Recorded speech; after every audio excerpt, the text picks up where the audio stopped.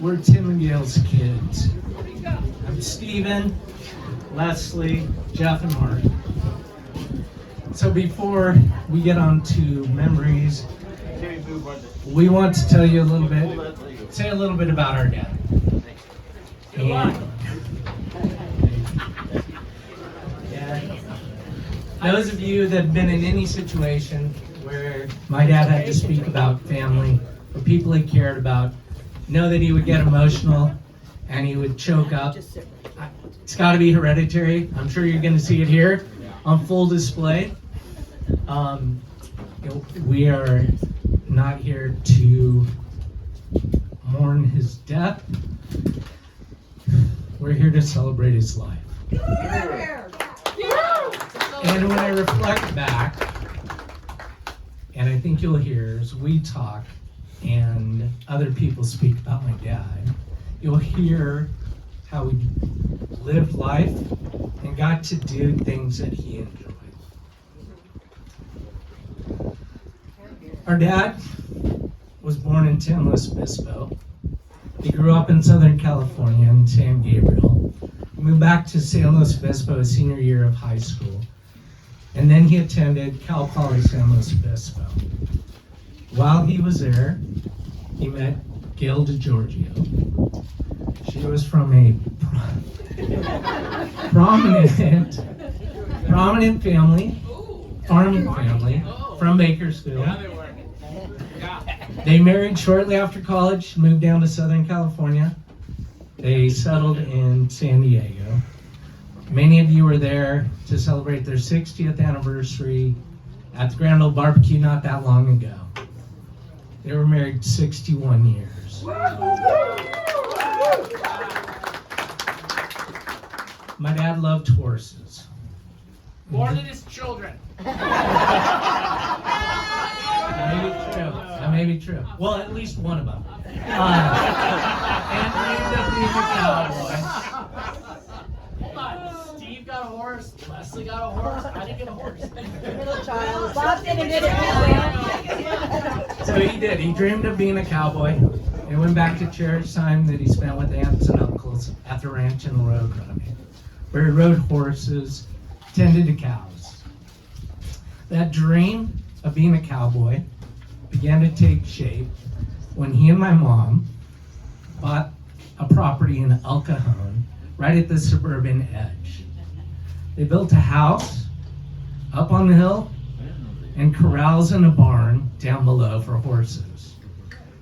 Shortly after, he purchased his first horse, and a lot after that. The property backed up to the old Monte Vista Ranch, and he could ride out for days, the entire day, for trail rides.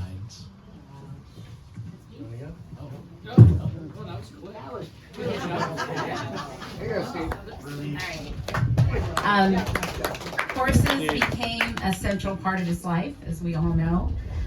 He was the avid trail rider that Stephen spoke about. I was lucky enough to be his partner on the trail many times. Yeah, I got just to, you. I know, I was the only one because I was the horse person. But my dad loved being around cows, and he loved cattle cutting, and he loved cattle team penning, and he loved sorting, all those things that had sort of a ranch competition thing, and he was darn good at it. And as my mom says, he has lots of hardware that you can see in the house, that you can see around. My dad loved exploring, and he found Los Senderos, who graciously have provided all of the drinks. And thank you, Adam, for being there and providing drinks, and thank you to Los Senderos. Thank you for the members that are here. Thank you for the beautiful things that have been shared with my mom, this beautiful Saddle Rock, things that have come from people in Los Senderos. My dad treasured Los Senderos. He loved those monthly rides. He loved setting out for the, what do they call it when you pre-ride? He loved the pre-rides.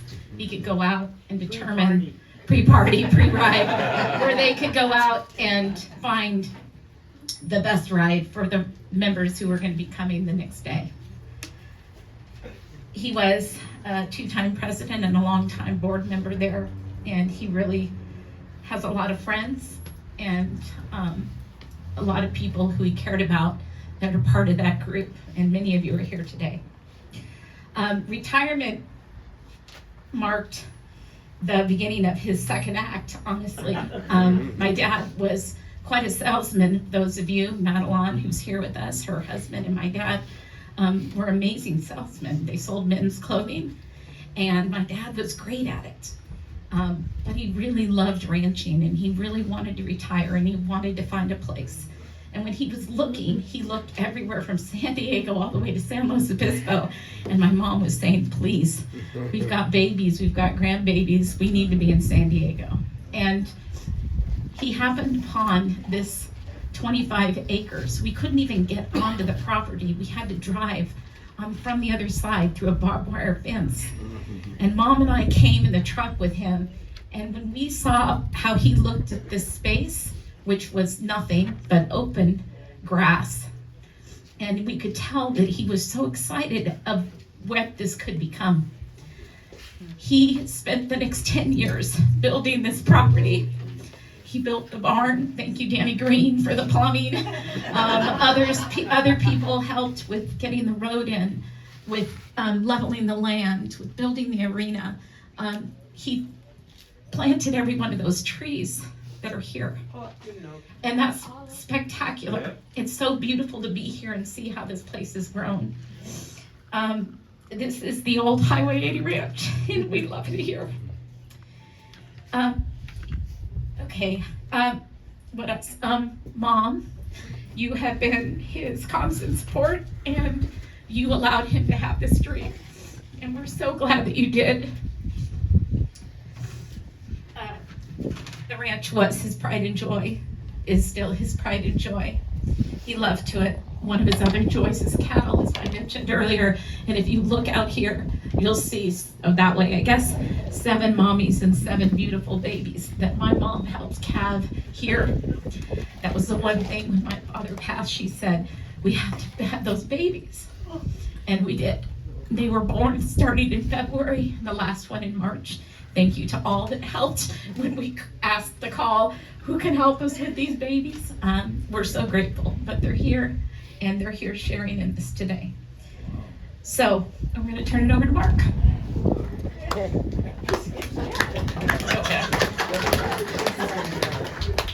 Wasn't expecting to follow those tears, but we'll go with it. So for those who know my dad loves sports.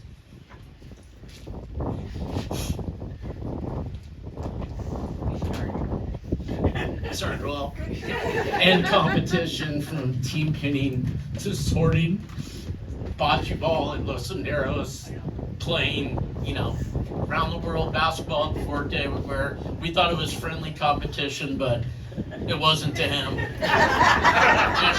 And we knew it once we beat him that first time, he never came back out. But it was good. He was able to coach Jeff and Stevens. You see how well they get along. They got along just as well in the field, yelling at each other, complaining on who threw the ball, who couldn't pick it. It doesn't matter. They did that. He coached me in soccer. Worked with Leslie riding horses as the only one, but still worked with it. He had 8. Look at you, babes. He had 8 grandkids that he went to all their sports. He had to learn about a bunch of them because, nobody wanted to just do basketball or football or baseball. We had lacrosse, you had to learn. You had volleyball, you had to learn. He had tennis, you had to learn. But he was there and he loved it all. He came and supported all of it.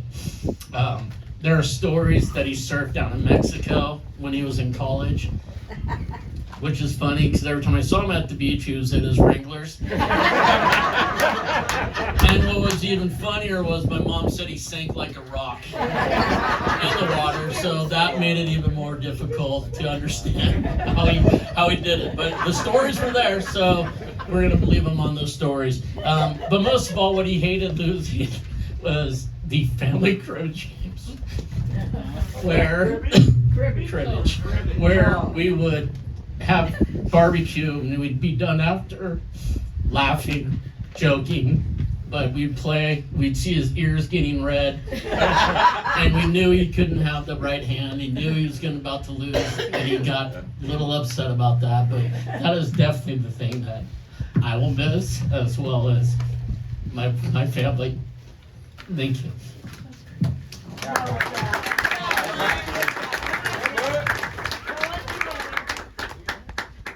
No, I don't. Are you gonna talk about your horse you didn't have? I never got a horse. I never got a new car. I was always the dude that got like the hand-me-downs. Thank you, Jan. I got some issues. I appreciate you bringing that up. I appreciate that. I mean, what are you gonna do? You know what I'm saying? I got a drum set. Back up. Wow. Really well. So, I just want to say, all the people, I can't believe it. It was amazing. I mean, really, I'm impressed. This tells you what kind of person he was.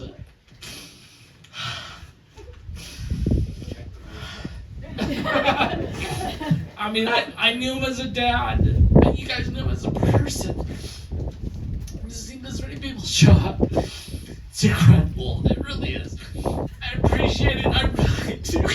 Can you tell? I mean, it touches my heart. It really does.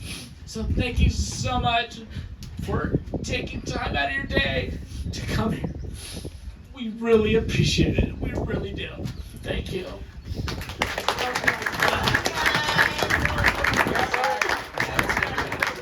I'm just going to go ahead and wrap it up. Above all, he loved his family. His devotion to my mom, to us, his kids, and to his grandkids was unwavering.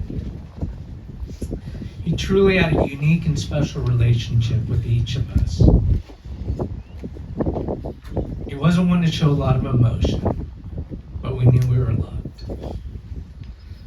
After he passed, when people would express sympathy, we found ourselves able to respond with a smile and 3 thoughts. 1, I had a great relationship with my dad and no regrets. 2, my mom is a very strong woman and she will be okay. And 3, we have a great family and so much support. Thank you, and we will all miss him.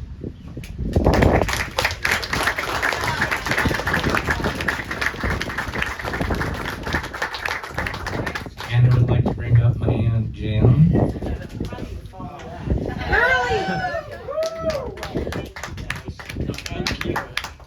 I'll be falling my head off.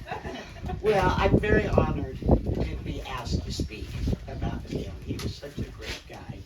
He was a people person. I've known Tim since I was 11 years old. I'll never forget when Kaylee brought him home from college to meet Mom and Dad and the family. And even at that young age, at 11, you could see the love in their heart for each other. Their eyes just sparkled. Well, Tim got the green, the go sign. And the following year, they got married. And what a beautiful, beautiful wedding that was. And the next year, they started their family. Beginning, well, you guys can hear me anyway, can't you? My voice, I never been told I couldn't hear you, Jim. Use the microphone. Use the mic. Use the mic. No, Use the mic.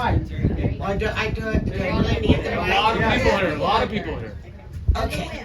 Boom shakalaka. Okay.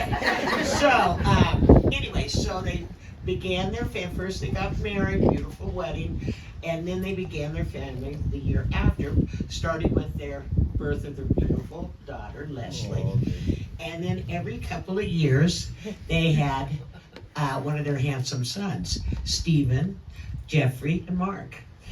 Jim loved his family so deeply, and you heard it from their children. And that it was Gail and the kids were that was his anchor spot. That knowing Tim, you could, as long as I've known him, that was the main focus. So Tim did buy his first horse for me. Okay, I was 17, so I was more interested in boys. And so my horse, he was beautiful, Chimney Blaze. He was kind of a stinker. Tim goes, "That's too expensive." Well, anyway, so he bought it. Yeah, that was nothing compared to where they went down that road. Anyway, now I'm off my juju. Oh, okay.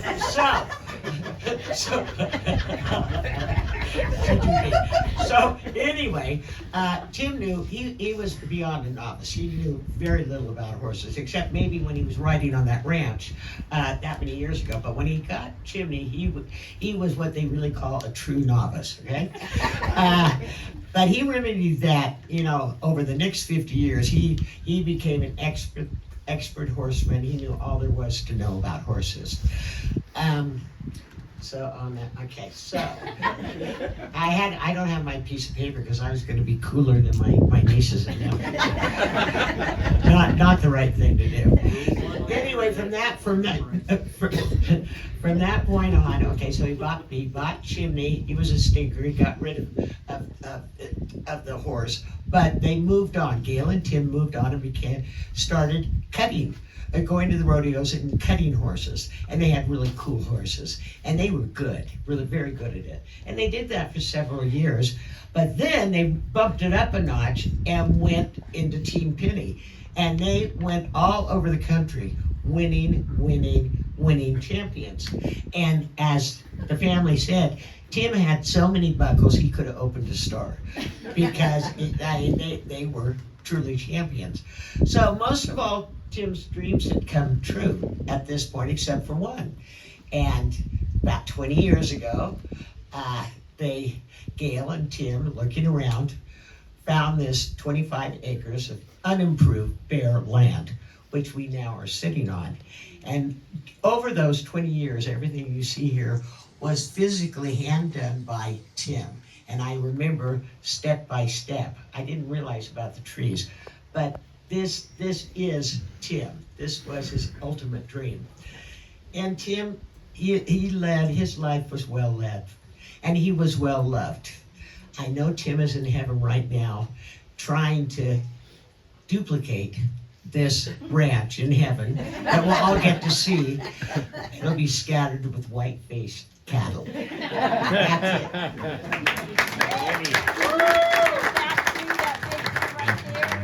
I think Tom Laugh is going to come up and say a few words.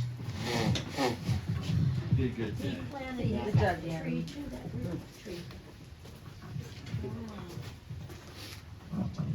Thank you. Gil, thank you for giving me the opportunity to stand up here and talk. When I first heard, I wanted to say no, but I owed it to my buddy. I just want to say, I know he loved you and he loved the family to the end of earth. All the talks we had over family, it was just always about you guys. And not to say there wasn't bumps in the road, and he talked to me, and I heard some stories I didn't really need to hear. But it's like, Tim, you know what? It's your family. You can't pick them. You just gotta get up and deal with them, and it always worked out. But I met Tim. Pam and I met him back in the 90s. We read an article in Western Horseman about the fastest growing equine sport in America, team penning. And in the back of the magazine, they always had events, and there was an event there, Team Penning Clinic, Lakeside, California. And we called and signed up. We went down there, and the clinicians were Ron Schaefer and Tim Dirkes. And Tim had his chalkboard out there, and he was drawing cows and horses, and we sat there and just memorized. It's just like, wow. So, I mean, he sunk the hook, and I don't know how many hundreds of thousands of dollars later, we were team penning, we thought. And I don't know if Tim just ran out of people to ride with, but for a couple years, he asked me to pair up with him in the World Championship team penning, which if you're into team penning, back then we had the San Diego County team penning, you had the Imperial Valley team pinners, you had the United States team pinning, you had the World Championship team pinning. So if you wanted to, you could be pinning every weekend, which there's a couple of people here that we hit it pretty hard for a long time. But I rode with Tim. I can honestly say we never won any hard work, but we had a lot of good times, and it was probably always my fault that we didn't win. But I do remember it's a lot of the bigger jackpots. He was fortunate. I don't know if I rode with my wife, and I some days said I was fortunate, other days I thought I was cursed. But he rode with Gail, and they used to ride with he's a championship rider, Boogie Birch. He is a world championship team pinner. And they used to go out there, and they used to have what I called the jury and the gallery. And when the team went in, you had like 60 people sitting against the rail of the fence watching what you're doing out there. And as you come out, they're more or less critiquing you. If you really screwed up, they don't say a word. So you know it was all on you. And Tim would come out and he'd be chirping at Gail if there was a mistake. There's a lot of times there was no mistakes. But he'd be telling Gail, wow, you should have done this. And all of a sudden Boogie would look at him and said, Timmy, if you know what she didn't do, who was doing your job? And I mean, it would shut him up just like that. And Tim, he'd come up to me there and say, did you see this? I didn't see anything. I wasn't watching it. But he did serve as told. He was on the board of directors of San Diego County Team Pinning for many, many years. He asked me, I don't know what time during the 90s, late 90s, he was the chairman of the Del Mar Team Pinning that San Diego County put on. And he really blew me away when he asked me if I'd be his co-chair. And I worked with Tim. I thought it would be a month. We started, the pinnings in June, we started in January. And I couldn't tell you, I was trying to work a full-time job, but every 3 or 4 weeks we were having meetings at the fairgrounds. I mean, that man, he taught me what it was like to promote a team pinning. He had everything put together, from the cattle to the feeding the cattle to, settlers. It was phenomenal. And I told him afterwards, it's like, my gosh, I just never knew there was this much to a pinning. Because when you're team pinning, you show up and you ride. You put your entries in, and it was like, and I don't know where he learned it, but he knew it. And I mean, he had it wired. And then I don't know, he used to tell me a story, and I don't think he understood it. Kind of was like, he wasn't complimenting me, but he used to say, I said, well, Tim, why did you quit pinning? And he said, back in those days, Steve Tellum, who left us way too soon, we were riding at Lakeside, and Tim was on one team with Steve, and it was myself and Danny and Steve on another team. And I guess after the run, they came out, and Steve said, TD, that was his, I don't know what they call it, monkey ear, but Steve used to always call him TD. And he says, next go, I want you to sit out here and I want you to watch what Tom does when he's riding. And I'm like, well, Tim told me, if the day comes when Tom Laff knows more about team pinning than I do, I need to quit. And I think he used to tell me that all the time. I'm thinking, well, it's not really a compliment. But I'm like, okay, cool. But he kind of backed off. And then all of a sudden, I was at work, and all of a sudden, TD stopped by. I'm going to call him TD because that's what I used to call him. But he stopped by work, and he's like, hey, I'd kind of like you and Pam to come on a trail ride. I'm like, Danny, see, I'm doing it. I said, TD, I don't trail ride. He goes, no, it's a great club. And then he says, Los Angeles. I said, well, no, because at the time, Danny was inviting me up to the annual ride, but I was not a trail rider. And so Tim talked me into it. We went up there, and make a long story short, Tim and Danny sponsored me into the club. I know. It was 16 or 17 years ago. And when I got involved in that club, Tim and I think back in the day, Bill Cuddyback, who's here, they used to put a sorting on our annual clinic. And so I got to help them. And then the year that Tim became president for the second time in Los Senderos, he handed off the sorting to me, and I told him, well, I need help. And he said, no, you don't. And I said, are you sure? And he goes, yeah, I taught you well. And he did. I picked up, you know, I got a crew put together, and we've been doing it now for I don't know how many years. I gotta look at my notes. I got 40 years worth of stuff I tried to write down, and it just ain't gonna work. It's hard. You're doing really well.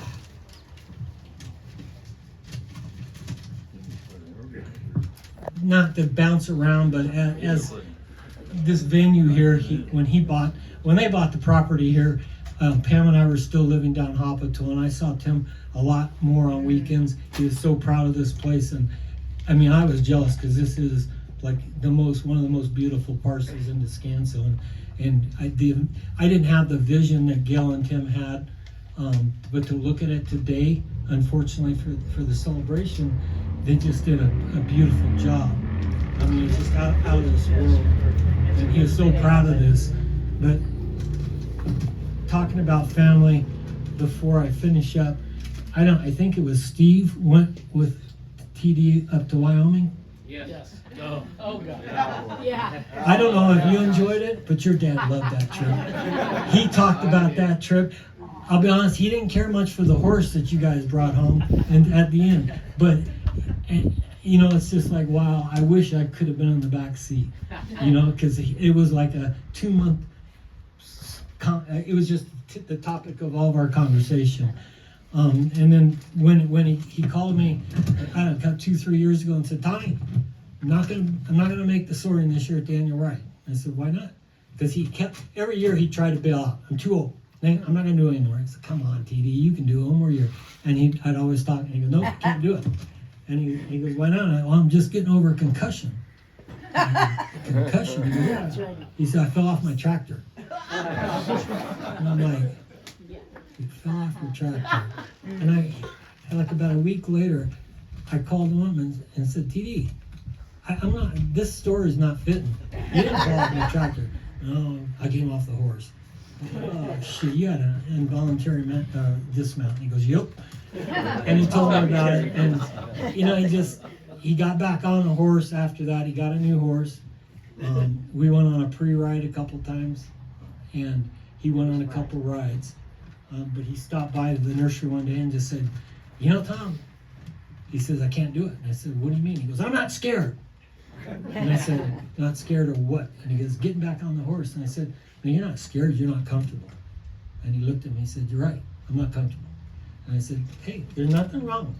You know, you're 87 years old, it's time, hang it up. I said, you got a lot of good memories. Don't cut your life short because you're a bullhead and want to get back on a horse. And I don't know if I had anything to do with it, but I know he never got back on a horse after that. But he used to be, Frank and Mary Kay are here, but we used to Frank and I would get phone calls. I'd get the phone call because I was still working. You want to go out to lunch? And so he'd say, let me get a hold of Frank. So then we'd meet down Maricheros when I was still working, and we'd have lunch. And I mean, it was, I don't know why he asked me, because all he wanted was two sets of ears to listen to his stories. And he would talk about horses and cattle and, I mean, you name it. It was just endless. And I mean, it's like when I was still working, I'd be like, I gotta get back to work. And I felt like I always irritated him. But once I shut the business down, it was like, then I was stuck with the 2-hour lunches. And then once a year, he put together, I don't know what you would call it, but it started out, it was a luncheon for fellow team pinners that no longer pinned. But Tim was the nucleus. He's the one that made the phone calls. He started, and many of those people are here, because I know, like, even Bugsy and I met Bugsy and Tim for a lunch one time, because he would invite Bugsy because he just wanted to bleed Bugsy brain. He just wanted everything he could get out of Bugsy or the cattle industry. And I used to sit there, and a few times at the campfire at Los Senderos, I'd say, Tim, you do realize the cattle market will survive if you don't sell those 8 calves. Yeah. And he's just like, no. I mean, it was just, it gave him purpose. He was in the cattle business, and he did a great job of it. And Gail, with his calf crop this year, every cow took, and they're cute looking things out there. he put together this luncheon every year, and it started out just penners, but then he started bringing in cattlemen, because there still are some cattlemen left in San Diego County. And so I think this past year, a few of the guys didn't show up, but there must have been 15 or 18 guys sitting at that table. And I mean, you want to hear about stories for about 2.5 hours. I wish I could have videoed it, because there's all kinds of stories. People won more shit than I ever remembered them winning. And so I was like, wow. But I mean, it was just the history of the cattle business in San Diego around that table. It was just out of this world. And that Tim loved that. I had driven him and Frank up to the luncheon, and we came home, and he went down, because the wife and granddaughter had bought a couple fillies, and he wanted to see the fillies. And so he went out there, and he's standing there, and he goes, well, what's their lineage? And I go, what? And he goes, their lineage, what is it? I said, oh, they're fillies. And he's like, no, they're breeding. I'm like, I don't know what the hell a breeding is. And he was like a walking Google search when it came to equine lineage. If you told him the horse's name, he could tell you, basically trace it back 2 or 3 generations.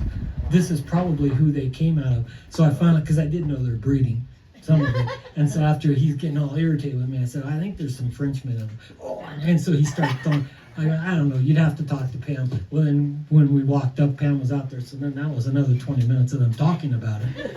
But it was just phenomenal, his knowledge of horses. I call them mouthpieces, but bits. I mean, he could tell you hold up something, he'd tell you what it was used for. But he's going to truly be missed.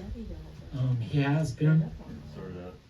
He kept telling me that last day I saw him, you're going to have to put this on once I'm not around. And I said, oh, you got another 10 years, Tim. He goes, you never know. He says, but you take care of it.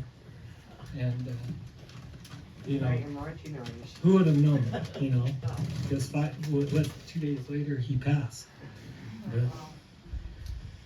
I just want to read a little thing I put together. Till the day we ride together again, side by side on the finest horses we ever owned. Through herds of black Hereford, dark green grass stirrup high, clear green streams flowing by, rest in peace, cowboy. It was a hell of a ride. Thank you, friend.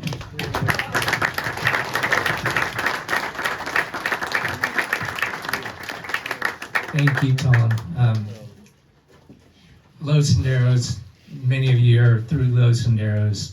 The camaraderie there, the friendships there are amazing.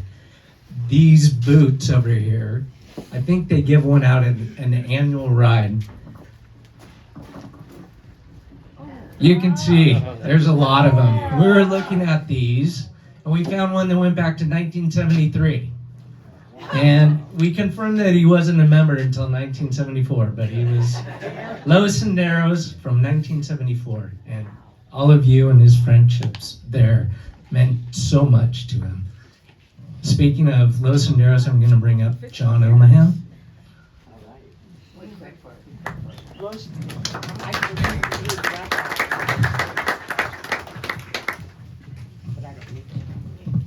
Well, Tom kind of freelanced it there a little bit, and I saw he only had 2 pages. I got 4. But besides Jeff's impression of Tim Dirkes there with the tears, I mean, which is what I always appreciate about Tim. I know the memories, Tom, great job. I'm the after sorting kind of guy, right? So Gail, Leslie, Stephen, Jeff, Mark, and their families are so thankful. I think you saw that during their speeches. I actually received a call from Gail asking if I'd share some memories of Tim at today's memorial. I'm so truly touched and honored that I didn't even get that call. I've always thought of Tim as a great friend, and once Gail called me, that had to be the truth. He considered me his great friend as well, and I want to thank you for that.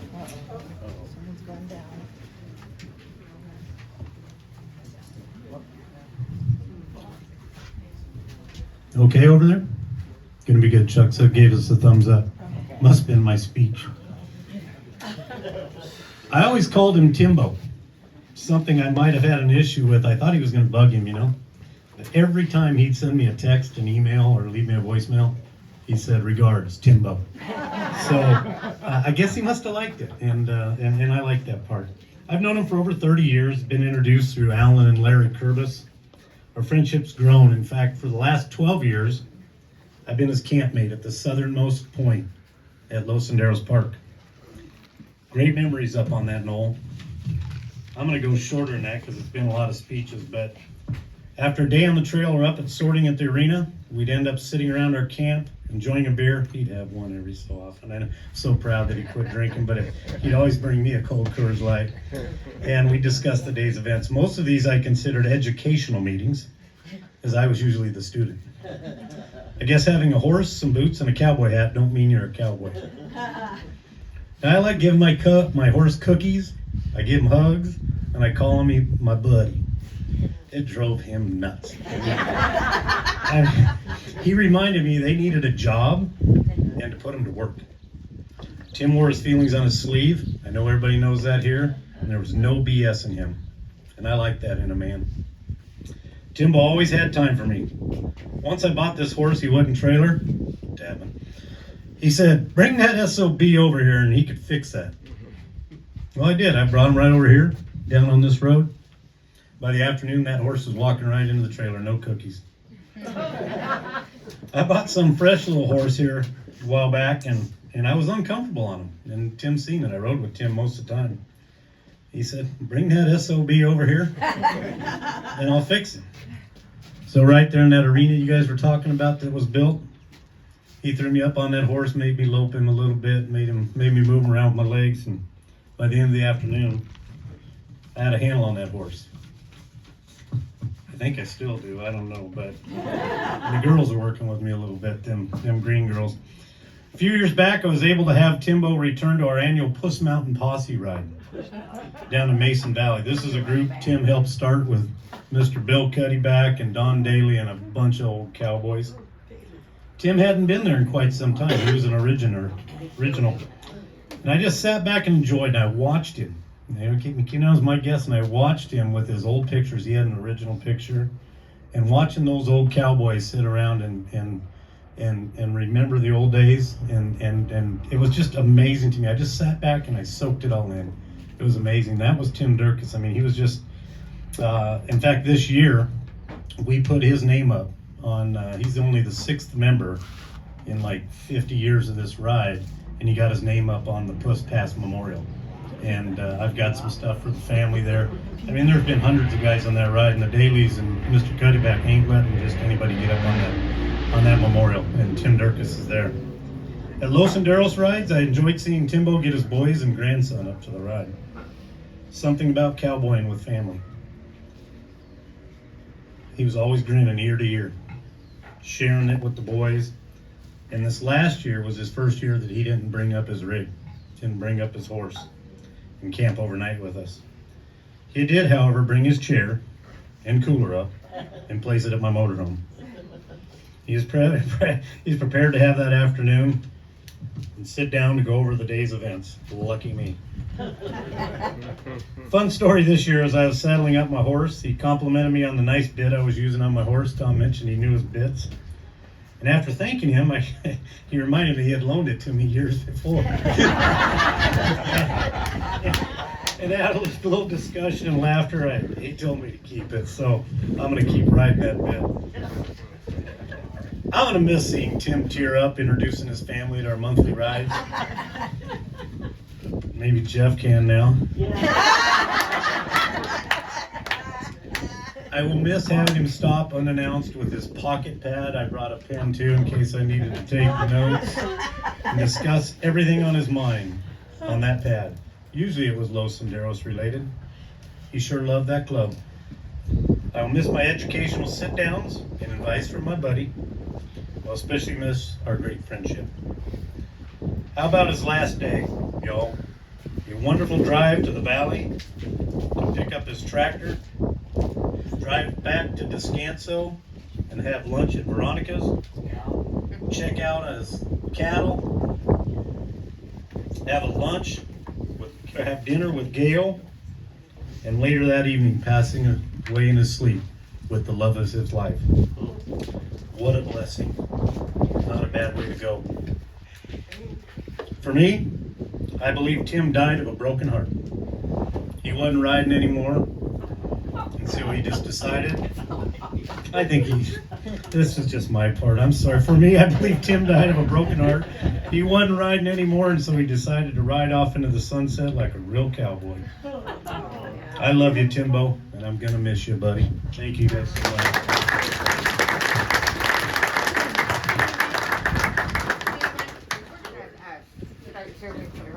Yes, that's finished of the planned speakers. We do have some coffee. Oh, we have some coffee and pie that's going to be served. We're going to open it up a little bit, but we do have a couple people that want to speak. And if you want to speak later, you can. Tim, you want to come up, please? Hello, everybody. I'm sure you've seen me in different get-up than I usually am in, but I'm here today to celebrate the man who has taught me a lot of life. It is with great admiration and true sadness that I'm standing here speaking with you today. Tim Dirkes was not only a grandfather, he truly was a father in many instances of life. If you do not know me, I am Timmy. Named after him, I carry a legacy of understanding and how a real father should be to those he loved, because he loved his boys and his girls and Gigi. He was a cowboy at heart, and he had a surfer and a daredevil. He may have not have given his love in the most expressive ways but to those around him, but in the quiets of nights, as I sat with him when I came up for the weekend, he would tell me stories of his boys, his girls, and his family. They were expressed in a way that showed me how to truly appreciate your family, to have and to protect.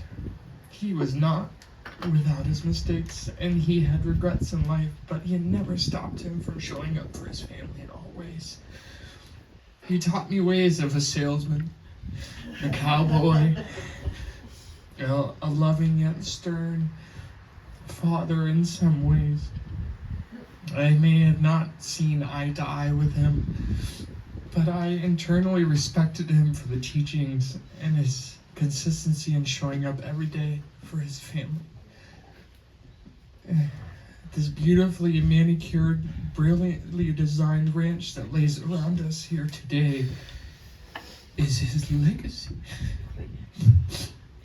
He built this ranch with a bit of help from his family, and I and Gigi, it was his stance, his way of expressing true respect to creating a place of peace and beauty that was hard-earned and hard-kept. I have traveled these lands with him many times through the years, watching the hills turn through the season and his cows grow from calf to cattle many times over. Tim Dirkes was not only a father to his boys and his girls, but I felt that he was truly, respectfully a father to me as well. I am honored to be standing strong on the same grounds he had, and I wish all that you know that he truly loved everybody here. Everybody a part of Lois and Daryl's his family. All I ask of you is to remember his name and know that he has and was a kind man. My life shall forever be influenced by his teachings, and I still feel it is left every day. We celebrate him today and know that each day could be our last, but today we live. Thank you very much.